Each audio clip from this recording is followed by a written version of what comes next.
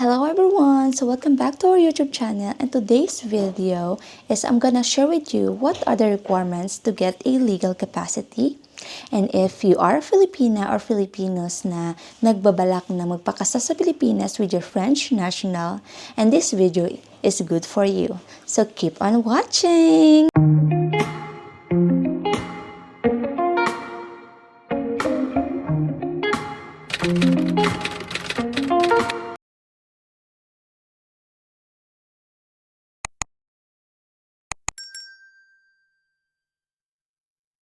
So, short story pala, last year kami kinasal ng French national kong asawa. So, I think ito pa rin yung mga requirements sa French national. So, isa-isahin ko kung ano mga requirements nga ba na ipapasa sa French embassy.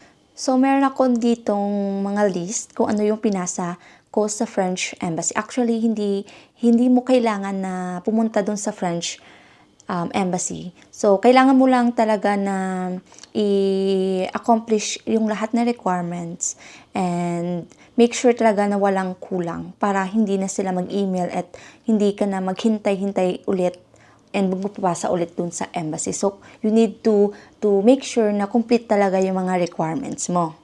So, first is, you need to download the duly accomplished questionnaire form for applying a CCAM. The CCAM is yung spelling is CCAM. So, download it from the website. So, ilalagay ko lang dito kung ano yung website na kailangan natin mong i-download. So, ito pala yung yung link. So, ilalagay ko na lang yan sa sa video ko, yung link. So, ituturuan ko kayo kung paano i-download to, yung CCAM form. So, ito yung website niya. So, you need to click and then you need to find the CCAM because merong ibang pwede mong i-download. Pero ito yung kailangan natin. Ito, the CCAM, English, French English 2024. Good kasi na-updated na siya. And then you need to click this form and then you need to wait. So, ito yung lalabas pag clinic mo. So, 8 pages pala yan. 8 pages. So, you need to download this and print this. And ito yung mga form, questionnaire na kailangan mong i-fill up sa fiancé mo. So, fiancé mo pala ito, ito pala yung sa fiancé mo, French yung sa kanya. So, mga basic question lang naman to, mga name, last name, profession niya, yung date of birth niya, so etc. So, i-fill up niya yan. So, okay lang if gamitin mo yung pen kasi yan yung din ginawa namin. So, pen lang din ginamit namin. No need to fill up and then fill up using the computer. So, ito. So, pen it's fine. And then, so, ito yung sa kanya. And then, yung sa'yo naman, as a Filipina na fill upan mo is ito, English. Yan. So, information regarding each of the future spouse. So, application for certificate of legal capacity to marry. So, ito yung legal capacity.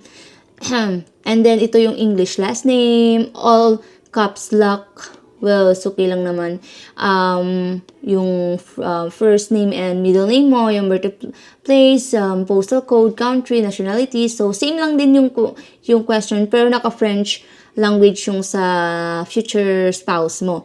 So, ito. And then, you need to fill up this, and yan. So, it's good na kasama mo lahat, 8 pages.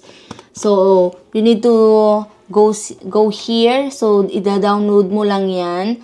And then, voila! Pwede naman pag gusto mo i-download,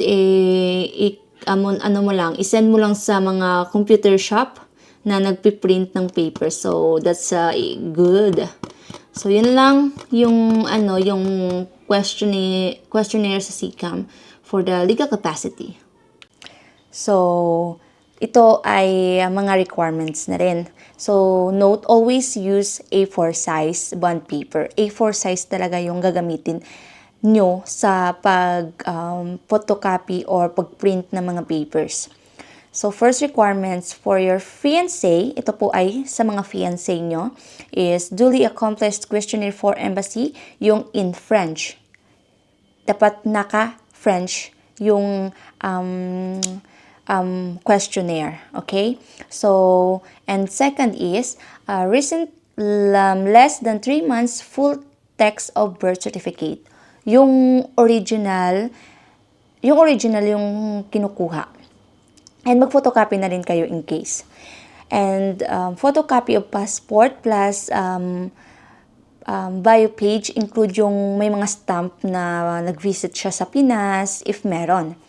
And the recent proof of residency, electric bill, water bill, or telephone bill, landline bill, or contract or lease. So, yun yung mga possible na ilalagay nyo sa proof of residence niya. And then, the last one is a letter stating your relationship. Like, paano ba kayo nagkilala, kung paano kayo nag-meet. So, yung mga, kung ano ba yung mga ginawa nyo sa Pilipinas, kung nag-meet ba kayo. I think it's better if nag-meet talaga kayo. And ano ba yung future nyo, plans, meron ba kayong future plans, and etc. in French language. So, I think it's better if yung fiancé na French nyo yung magsusulat ng mga storytelling nyo.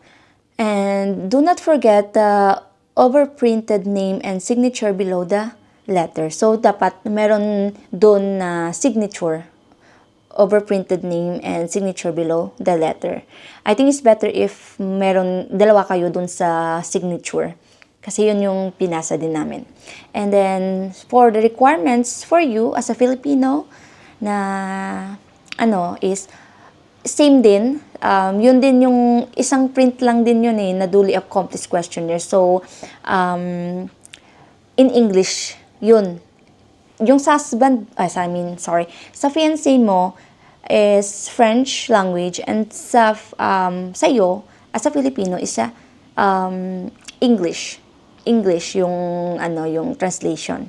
And then, copy of birth certificate less than 3 months with DFA apostille original. So, kailangan mo yung birth certificate mo.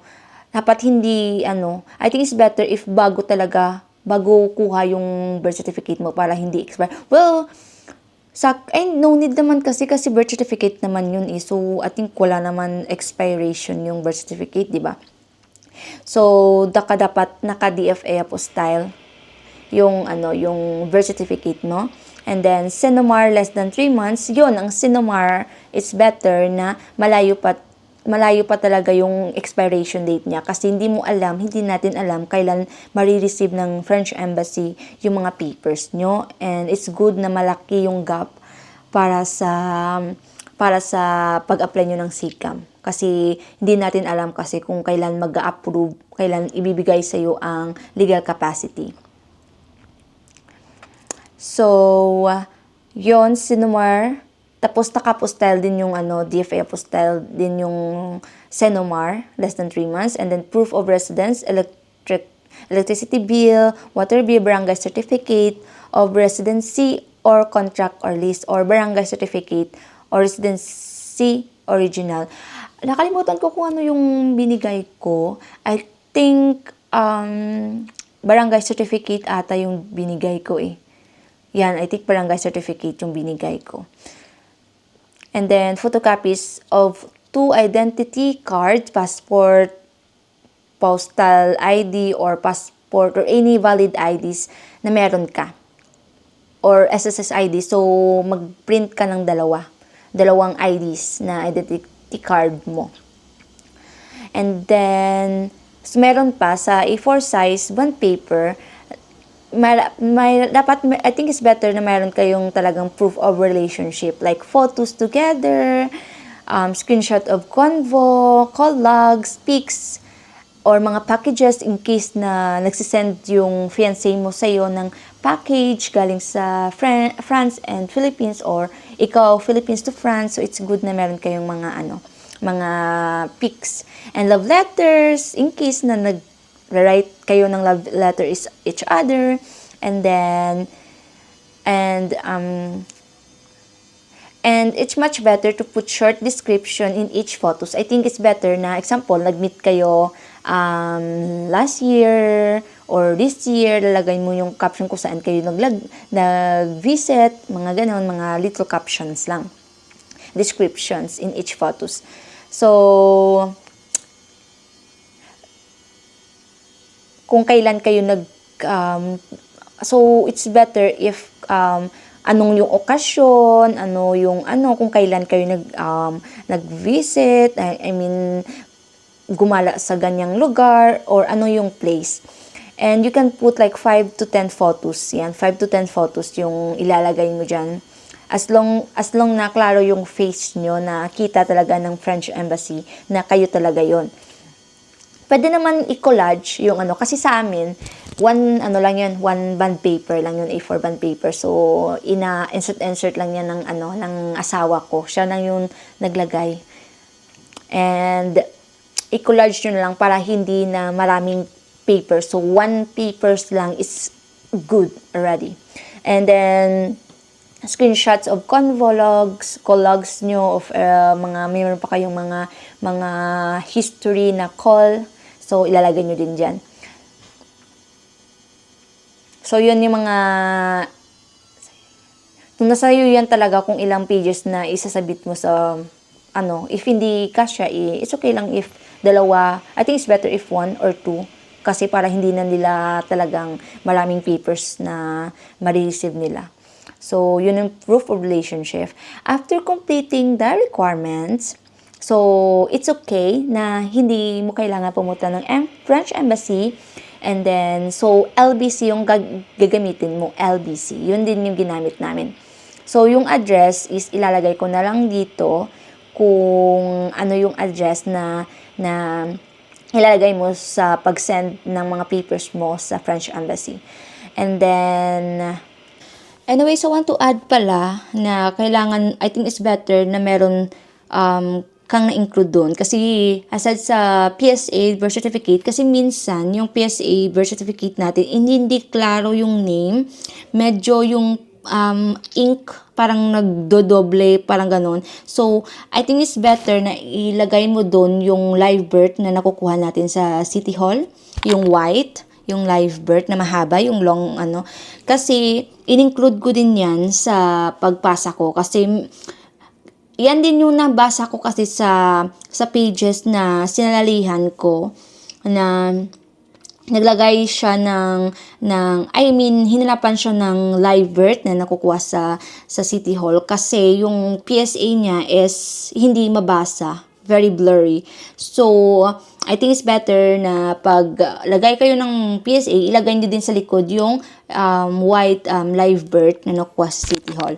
So, yun, I think it's much better kasi sa live birth na nakuha natin sa City Hall is much better yung yung ink na babasa talaga very clear yung niya, yung mga pangalan, mga details. So yun, kasi yung sa PSA hindi talaga, some other information is not really clear. Sometimes yung A parang iba yung hindi siya klaro yung A, ganun. Yung sa akin kasi J, parang hindi J yung nakalagay. Kaya good nabasa ko yung sa pages na is better kasi hinanapan siya. So another document to send na naman, you need to wait na naman. So yun yung good pag magpasa kayo. So, yun lang for today's video, guys. And hopefully, it helps. So, sa mga Filipinas na nagbabalak na magpakasal sa Pilipinas with your French national, is good luck and best wishes sa inyo. And nakaya ko, and I know na makakaya nyo rin. Just, days fly so fast. And while waiting, just do whatever want in the Philippines kasi soon pag napunta na kayo dito, if you really want to go here with your spouse dito sa France, mamimiss nyo talaga yung Pinas. So, yun. everything will be good and good luck sa inyo guys. See you in our next vlog. Bye-bye!